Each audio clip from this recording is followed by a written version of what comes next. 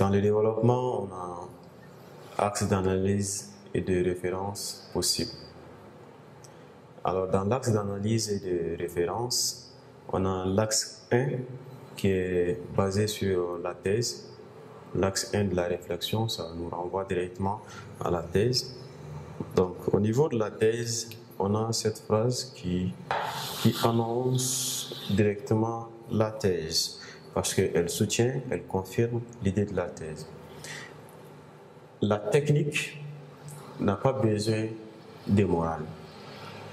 Donc ça, c'est un point de vue qui serait défendu par certains auteurs. Et au cours de l'argumentation, nous allons énumérer ces auteurs-là pour étayer un peu l'argumentation. Alors, la technique n'a pas besoin de morale. Alors, on pourra dire ici que le but de la technique réside dans la recherche de l'efficacité et de l'utilité. Donc, si nous prenons la technique en tant que retombée de la science, en tant que moyen utilisé par la science pour arriver à ses fins, on va dire que le seul but, c'est la recherche de l'efficacité, comment la science et la technique peuvent être efficaces pour les hommes dans la société. Et l'utilité se ramène à l'usage des retombées de la technique ou encore de la science. Tout ce que la science a réalisé comme prouesse doit avoir une utilité pour l'homme. Alors, donc, à ce niveau, la question est posée. Faut-il utiliser judicieusement ces retombées de la science ou faut-il l'utiliser sans le contrôle de la morale? Donc, tel est le centre de réflexion de ce sujet. En un premier temps, nous allons montrer que la technique n'a pas besoin de morale. Et là, en se référant sur cet auteur, René Descartes, qui dit, dans le discours de la méthode, il cite, « La technique vise à nous rendre comme maîtres et possesseurs de la nature. » Alors, qu'est-ce que Descartes voulait bien dire ici?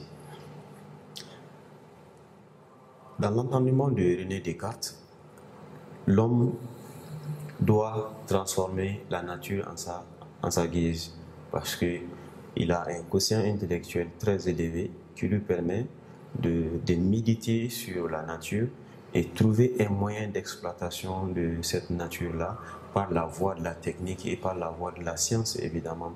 Et ce propos de Descartes a donné un élan vital à la communauté scientifique de réitérer toutes leurs connaissances, tout leur savoir-faire, toute leur intelligence et pour transformer la nature en sa guise.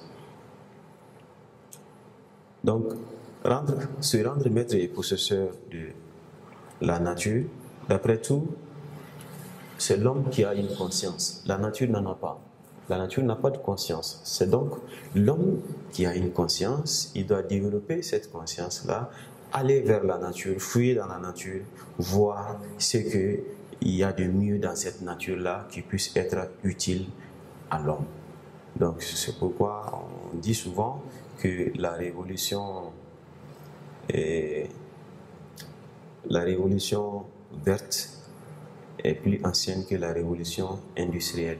La révolution verte, ça c'est l'agriculture déjà, la révolution du secteur de l'agriculture, elle est antérieure à la révolution industrielle parce que l'homme a commencé à travailler la terre dans le seul souci de trouver de quoi se nourrir.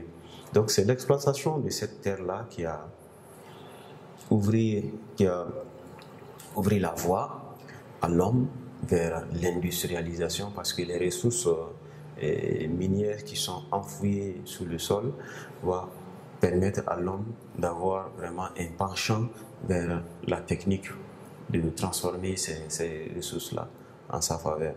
Donc c'est pourquoi Descartes dit que l'homme doit se rendre comme maître et possesseur de la nature. Alors maître ici, ça signifie l'homme doit dompter la nature parce que souvent les lois de la nature sont très hostiles à l'homme. Ces lois sont hostiles elle ne pardonne pas. Mais, donc, l'homme doit tout faire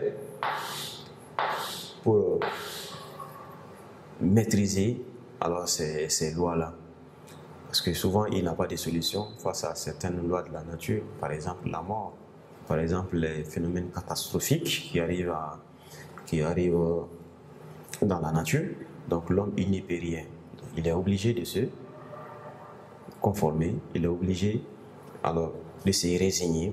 Mais pour ne pas rester toujours dans cette résilience-là, il doit essayer de transformer la nature pour mieux vivre en harmonie avec cette nature-là. Si nous prenons le cas, par exemple, au Japon, c'est un pays de séisme par excellence. Et les Japonais, ils ne peuvent pas quand même empêcher ce phénomène catastrophique, mais ils peuvent tout de même quand même mettre des moyens en place, des moyens techniques et scientifiques en place pour réduire soit la conséquence de ces phénomènes naturels-là et mettre en place des dispositifs dans l'urbanisation même de ce pays-là, parce que les gratte-ciel, les immeubles sont très exposés à ce phénomène catastrophique. Mais quand même, ce qu'ils peuvent faire, c'est de faire usage de leur intelligence, de leur savoir-faire scientifique pour réduire les dégâts, pour harmoniser leur vie avec ces phénomènes naturels-là. Donc, maître de la nature, ça veut dire dompter la nature, essayer de transformer cette nature-là à sa guise, même si quelquefois ces lois-là sont hostiles à l'homme. Donc, possesseur, posséder la nature, ça veut dire gouverner la nature. Gouverner la nature, ce qui revient à dire que la vie de l'homme est consubstantielle, c'est-à-dire sa vie est liée à la nature. Sans la nature, l'homme, il n'existerait pas. Donc, s'il entretient une relation alors, saine avec son environnement, ce qui est sûr, il va vivre en paix avec son environnement, malgré les lois de la nature qui sont vraiment hostiles à son égard. Donc, nous allons dire aussi que soumettre la technique à la morale revient à l'étouffer, comme en témoignent les débats actuels sur la bioéthique. Comment appliquer l'éthique ou encore la morale dans la biologie, qui est la science de la vie. Et ce secteur est aujourd'hui révolutionné. Donc, pour témoigner cette révolution bioéthique, nous allons évoquer le clonage. Le clonage qui consiste à multiplier une espèce qui aura les mêmes propriétés, les mêmes caractéristiques et puis les mêmes traits. On a les OGM, l'organisme génétiquement modifié. Ça, c'est un domaine qui est beaucoup sollicité dans le secteur de l'agriculture, dans le secteur de l'élevage, dans le secteur même dans le secteur de la vie courante. Les OGM, ça veut dire organismes génétiquement modifiés. Par suite de la manipulation de la cellule germinative de certaines espèces animales, on arrive à donner une autre espèce qui peut être une espèce hybride, c'est-à-dire le mélange de deux espèces. Alors, ce qui fait qu'aujourd'hui, il y a eu des résultats très très concluants dans ce domaine-là, dans le domaine de l'OGM. Même dans le secteur de l'agriculture, on arrive à compiler des espèces de plantes qui vont donner encore une autre espèce qui serait au juste milieu, une espèce qui va partager alors les mêmes caractéristiques, c'est-à-dire les mêmes attraits et les mêmes compositions.